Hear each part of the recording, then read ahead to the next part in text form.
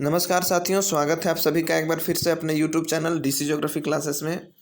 यदि चैनल पर नए हैं तो चैनल को सब्सक्राइब कर लीजिए और बेल आइकन को प्रेस कर लीजिए ताकि हर नई वीडियो की नोटिफिकेशन आप तक आसानी से पहुंचती रहे। तो चलिए शुरू करते हैं आज का सेशन। और आज के सेशन में हम लोग बात करने वाले हैं झारखंड पीजीटी ज्योग्राफी का जो पिछले वर्ष एग्जाम हुआ था उसका प्रीवियस ईयर क्वेश्चंस। और इसी क्वेश्चंस पेपर का काफ़ी डिमांड था। कई लोग कमेंट में कहते थे कि सर जो झारखंड पीजीटी का एग्ज़ाम हुआ है उसका क्वेश्चंस भी करवाया जाए। तो चूंकि हमारे पास प्रीवियस ईयर क्वेश्चंस नहीं अवेलेबल हो पाया था जिसके कारण मैं पीजीटी क्वेश्चंस नहीं करवा पा रहा था। अब चूंकि हमारे पास ये पेपर आ चुका है तो इस पेपर को अब हम टाइप करके, यानी जो पीडीएफ हमारे पास आया है उसमें वो काफ़ी धुंधला है, तो उसको हमने पढ़ के और उसको फिर टाइप करके आपके सामने लेके आया हूँ। आई होप कि ये क्वेश्चंस के पैटर्न आपको समझने में आसानी होगी कि जो अभी आने वाला एग्ज़ाम है पीजीटी का उसमें किस प्रकार के प्रश्न पूछे जाएंगे। ठीक है, तो हम लोग जब क्वेश्चंस के पैटर्न को देखेंगे समझेंगे तो उससे रिलेटेड जो भी फैक्ट हैं उसको भी हमको ध्यान में रखना होगा। ठीक है, क्योंकि जो प्रीवियस ईयर क्वेश्चंस है इसको अगर आप आसानी से कर ले रहे हैं इसका मतलब आपकी तैयारी अच्छी है। ठीक है, अगर आप पिछले वर्ष के क्वेश्चंस पेपर को आप सॉल्व नहीं कर पा रहे तो इसका मतलब आपकी तैयारी अच्छी नहीं है। तो अपनी तैयारी को जांचने के लिए भी हम लोग प्रीवियस ईयर क्वेश्चंस को देखते हैं और उसको सॉल्व करने की कोशिश करते हैं। तो उसी कड़ी को आगे बढ़ाते हुए आज हम लोग 2017 में जो पीजीटी का एग्ज़ाम हुआ था उसका कुछ क्वेश्चंस को हमने आपके सामने लाया है और इसी तरह पूरे क्वेश्चंस को आपके सामने हम कवर करेंगे। ठीक है, तो चलिए बिना देरी किए शुरू करते हैं आज का सेशन झारखंड पीजीटी का, जो कि फर्स्ट सेशन है। इसमें ज़्यादा क्वेश्चंस नहीं करेंगे लेकिन जो फैक्ट है उस फैक्ट से रिलेटेड कुछ तथ्यों को हम लोग ज़रूर जानेंगे।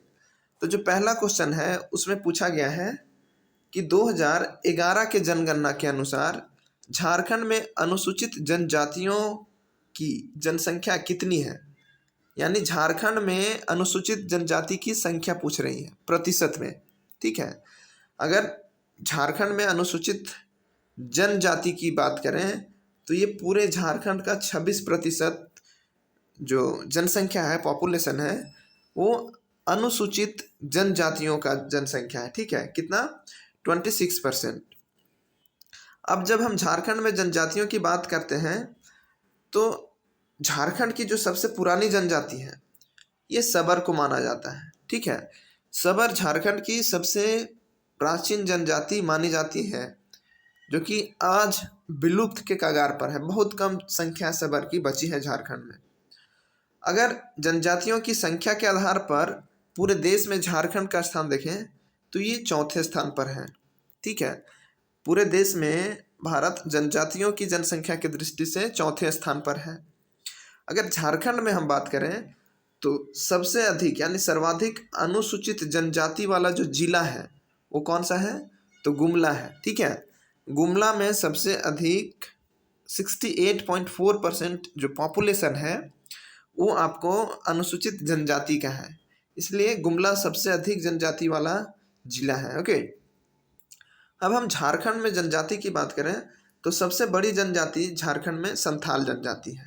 ठीक है, नेक्स्ट हम बात करें तो झारखंड में जनजातियों के द्वारा एक शिकार किया जाता है जिसको जनी शिकार कहा जाता है। ठीक है, जनी शिकार, और इसमें जो शिकार किया जाता है ये 12 वर्ष में एक बार होता है। ठीक है, जनी शिकार। तो हो सकता है कि पूछ लिया जाए एग्जाम में जनी शिकार कितने वर्षों में मनाया जाता है, तो ये 12 वर्षों में एक बार मनाया जाता है। ठीक है, तो इसमें क्या होता है कि जब 12 वर्ष हो जाता है जनी शिकार का, तो जब ये महोत्सव आता है, ये उत्सव आता है मनाने के लिए, त्यौहार आता है। ठीक है, तो इसमें क्या होता है कि लोग, जो भी जनजाति लोग हैं, वो अपने घरों से तीर धनुष लेकर जंगल की ओर निकलते हैं और पूरे दिन जंगल में जो भी चीज़, या तो पक्षी को मारे या फिर कोई जानवर को मारे, जैसे खरगोश हो गया, भालू हो गया, तो हिरन हो गया, ऐसे जंगली जानवरों का ये लोग शिकार करते हैं और इकट्ठा एक जगह जमा किया जाता है। पूरे गांव वाले जो होते हैं जनजाति लोग, उस दिन जितने भी दिन भर में शिकार होगा किसी एक स्थान पर इकट्ठा किया जाएगा और एक ही स्थान पर उस शिकार को बनाकर खाया जाता है जनजातियों के द्वारा। और ये कैसे कब होता है, तो 12 वर्ष में एक बार ये मनाया जाता है जनी शिकार। ओके, जनी शिकार को ये लोग त्यौहार के रूप में लेते हैं, जैसे कुंभ का मेला होता है उसी तरह का 12 वर्षों में एक बार होता है, जनजातियों के द्वारा मनाया जाता है। नेक्स्ट क्वेश्चन, वियना सर्कल निम्नलिखित में से किसके साथ जुड़ा हुआ है? किसकी बात किया जा रहा है? तो वियना सर्कल की बात की जा रही है। तो इसका जो करेक्ट आंसर है वो है पॉजिटिविस्टिक दर्शन, यानी प्रत्यक्षवादी दर्शन से संबंधित है वियना सर्कल। जो वियना सर्कल है ये प्रत्यक्षवादी दर्शन से संबंधित है। अगर इसकी बात करें हम, तो वियना सर्कल का जो गठन हुआ था ये 1920 के दशक में इसका गठन किया गया था, वियना सर्कल का। अब ये जो सर्कल बनाया गया था वियना सर्कल, ठीक है, इस वियना सर्कल में एक तो दार्शनिक होते थे, एक तो वैज्ञानिक होते थे और एक गणितज्ञ होते थे, मैथमेटिशियन होते थे, साइंटिस्ट होते थे और फिलोसोफर होते थे। ठीक है, ये 3 प्रकार के लोगों का एक क्या था, ये सर्कल था। ठीक है, और ये तीनों प्रकार के लोगों का एक समूह था जिसका गठन 1920 में किया गया था। ठीक, इस समूह का जो उद्देश्य था वो वैज्ञानिक भाषा और वैज्ञानिक पद्धति की जांच के लिए बनाया गया था। ठीक है, और ये लोग वियना में ही बैठते थे, नियमित रूप से मिलते जुलते थे। ठीक है, और ये जो वियना सर्कल था इसका जो संबंध था वो प्रत्यक्षवाद दर्शन से है। ठीक है, ये क्वेश्चंस काफ़ी इंपॉर्टेंट है और पूछा जाता है। नेक्स्ट क्वेश्चन की बात करें तो टिस्को को निम्नलिखित में से किस खान से मुख्य रूप से लौह अयस्क की आपूर्ति की जाती है? जो टाटा आयरन स्टील कंपनी है, इसका जो लौह अयस्क का पूर्ति होता है, इस उद्योग को लौह अयस्क की जो पूर्ति होती है वो किस खान से होती है, लोहे की किस खान से? तो टिस्को का जो आयरन ओर का जो सप्लाई होता है वो आपका नोवा मुंडी से मिलता है। ठीक है, तो नोवा मुंडी कहाँ है इसको अभी हम लोग देखेंगे, और भारत में और कौन कौन से लौह अयस्क क्षेत्र हैं उससे भी हम लोग कवर करेंगे। तो थोड़ा सा जान लेते हैं पहले टिस्को के बारे में। ठीक है, तो जो टिस्को है इसकी स्थापना जमशेदजी टाटा और दोराबजी टाटा ने 26 अगस्त 1907 को की थी। काफ़ी इम्पॉर्टेंट है, जो टिस्को है इसकी स्थापना 1907 में होती है और 26 अगस्त को होती है। किसके द्वारा की जाती है? तो जमशेदजी टाटा के द्वारा और दोराबजी टाटा के द्वारा। ये दोनों आदमी ने मिलकर 26 अगस्त 1907 को जमशेदपुर में, ठीक है, कहाँ? जमशेदपुर, जो कि झारखंड में है, यहाँ पर टिस्को की स्थापना करते हैं, स्थापित करते हैं। अगर टिस्को की बात करें तो यह जो उद्योग है, इंडस्ट्री है, ये सुवर्णरेखा और खरकई नदी के संगम पर स्थित है। ओके, जो जमशेदपुर है ये सुवर्णरेखा और खरकई नदी के मुहाने पर स्थित है। ठीक, जो जमशेदपुर है इसका प्राचीन नाम साकची था। ठीक है, ये भी एग्जाम में पूछा गया है, कई एग्जाम में झारखंड के। तो जमशेदपुर का पुराना नाम क्या था? साकची। ठीक, अब हम देखते हैं भारत में ऐसा कौन कौन सा क्षेत्र है जहाँ पर लौह अयस्क पाया जाता है। तो अगर हम उड़ीसा की बात करें तो उड़ीसा का जो मयूरभंज जिला है ये लौह अयस्क यानी आयरन ओर के लिए काफ़ी फेमस है, और यहीं पर आपको मिल जाएगा गुरु महेशानी की पहाड़ी, बादाम पहाड़। ये दोनों, गुरु महेशानी और बादाम पहाड़, ये आयरन ओर के लिए काफ़ी फेमस है उड़ीसा का। और ये दोनों कहाँ है? तो मयूरभंज जिले में है, जो कि उड़ीसा में पड़ता है। ठीक है, अब हम बात करते हैं झारखंड में। तो झारखंड में आयरन ओर की डिस्ट्रिक्ट की बात करें तो ये सिंहभूम जो डिस्ट्रिक्ट है उसमें काफ़ी मात्रा में पाया जाता है। सिंहभूम में भी पसीराबुरु और नोवा मुंडी क्षेत्र, ठीक है, ये जो नोवा मुंडी है ये आपका झारखंड राज्य के सिंहभूम जिला में है, और यही सिंहभूम में ही एक पसीरा बुरू भी है जो कि आयरन ओर के लिए काफ़ी फेमस है। ओके, नेक्स्ट हम बात करें तो छत्तीसगढ़ का दुर्ग जिला, जहाँ पर डल्ली राजहरा एक क्षेत्र है जो आयरन ओर के लिए काफ़ी फेमस है और ये पूछा गया है। ठीक है, वहीं बात करें हम कर्नाटक का, तो कर्नाटक में जो डिस्ट्रिक्ट है वो चिकमंगलूर है, और चिकमंगलूर डिस्ट्रिक्ट में कुद्रेमुख की पहाड़ी और बाबा बुदन की पहाड़ी। ठीक है, यहाँ कन्फ्यूजन हो सकता है कि जो बाबा बुदन की पहाड़ी है वो कर्नाटक में है और जो बादाम पहाड़ है वो उड़ीसा के मयूरभंज में है, तो इसमें कन्फ्यूजन नहीं होना। हाँ, दोनों एक ही चीज़ है कि बाबा बुदन की पहाड़ी और जो बादाम पहाड़ है ये दोनों आयरन ओर से रिलेटेड है। हाँ, अंतर ये है कि उड़ीसा के मयूरभंज में बादाम पहाड़ और कर्नाटक के चिकमंगलूर में बाबा बुदन की पहाड़ी। ओके, अब हम बात करते हैं तमिलनाडु की। तो तमिलनाडु में सेलम जो क्षेत्र है वहाँ पर आयरन ओर मिलता है, और केरल का कज्जिकोड, ठीक है, केरल का कज्जिकोड काफ़ी फेमस है आयरन ओर के लिए। एक महाराष्ट्र का जो रत्नागिरी डिस्ट्रिक्ट है ये भी आयरन ओर के डिपोजिशन के लिए काफ़ी फेमस है। तो ये कुछ भारत के आयरन ओर से संबंधित जो खान हैं उसकी हम लोग चर्चा कर लिए। टाटा आयरन स्टील यानी टिस्को की हम लोग बात कर लिए। जमशेदपुर का पुराना नाम क्या था उसको भी बात कर लिए। तो एग्जाम में क्वेश्चंस यही सारे पॉइंट से ही आते हैं। ठीक है, नेक्स्ट क्वेश्चन देखते हैं, भारत में किस प्रकार की जलवायु पाई जाती है? भूमध्य सागरीय, मानसूनी जलवायु, विषुवतरेखीय जलवायु और रेगिस्तानी जलवायु। तो भारत में मानसूनी जलवायु पाई जाती है, ये सबको पता है। ठीक है, तो इसके बारे में भी हम लोग कुछ देख लेते हैं। तो जो मानसून की उत्पत्ति का जो तापीय संकल्पना है यानी थर्मल कॉन्सेप्ट है, इसको सबसे पहले कौन दिया था? तो हेले महोदय ने दिया था, एडमंड हेले, जो कि 1686 ईस्वी में दिया था। ठीक है, ये क्वेश्चंस में एग्जाम्स में क्वेश्चंस पूछा जाता है कि मॉनसून से रिलेटेड यानी मॉनसून की ओरिजिन से रिलेटेड जो थर्मल कॉन्सेप्ट है, तापीय संकल्पना है, इसका प्रतिपादन किसने किया था?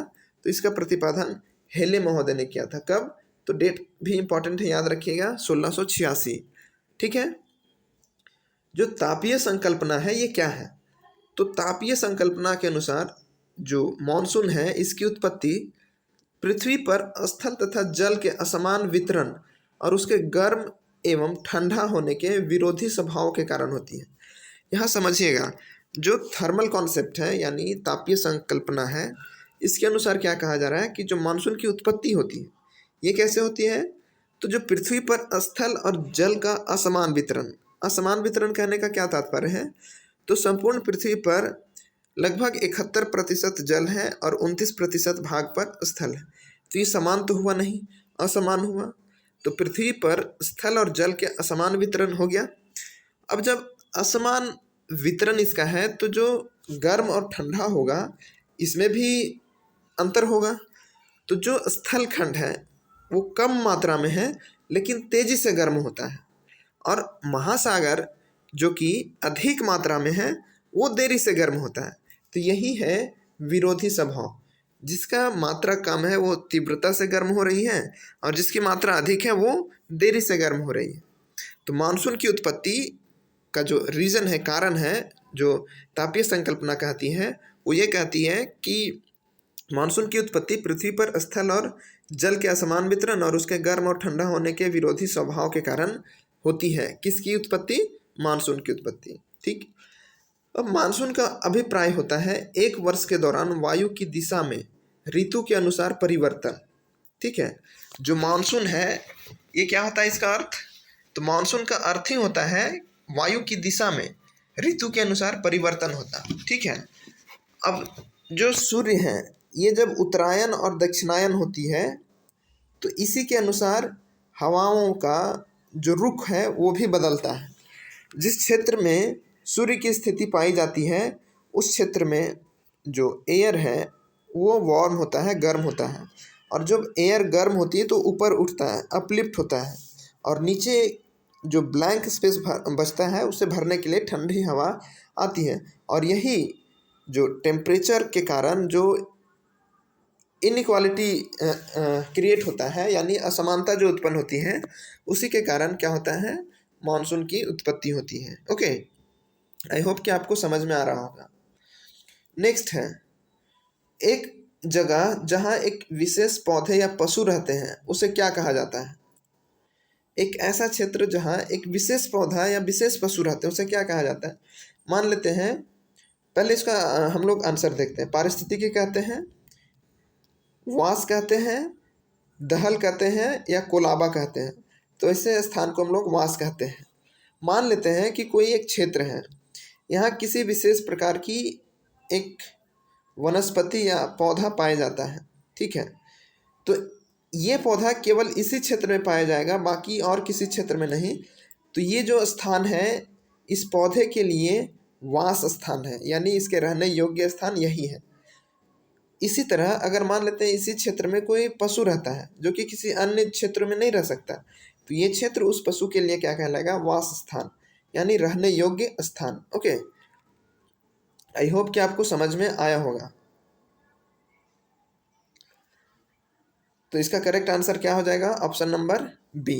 ओके, तो यही था आज का हमारा एक छोटा सा सेशन। 5 क्वेश्चन को हमने लाया और पांचों क्वेश्चंस को एक्सप्लेनेशन के साथ यानी डिस्कशन के साथ आपके सामने लेकर आया। इसी तरह हम छोटा छोटा सेशन में 5 क्वेश्चंस को ही या 10 क्वेश्चंस को ही लाएंगे, ताकि आपको भी बोरिंग फील ना हो और क्वेश्चंस के टेंडेंसी को आपको समझने में काफ़ी हेल्प हो। तो आई होप कि सेशन आपको काफ़ी अच्छा लगा होगा। Thank you so much session में बने रहने के लिए। अगर हमारे टेलीग्राम चैनल से आप नहीं जुड़े हैं तो वीडियो के डिस्क्रिप्शन बॉक्स में टेलीग्राम चैनल का लिंक दिया है, आप वहां से जुड़िए। अभी पीजीटी से रिलेटेड बहुत सारे क्वेश्चंस को हम इस टेलीग्राम चैनल पर आपको प्रोवाइड करवाने वाले हैं, ठीक है। तो थैंक यू सो मच। एक बार फिर से मिलते हैं हम नेक्स्ट सेशन में, तब तक के लिए धन्यवाद।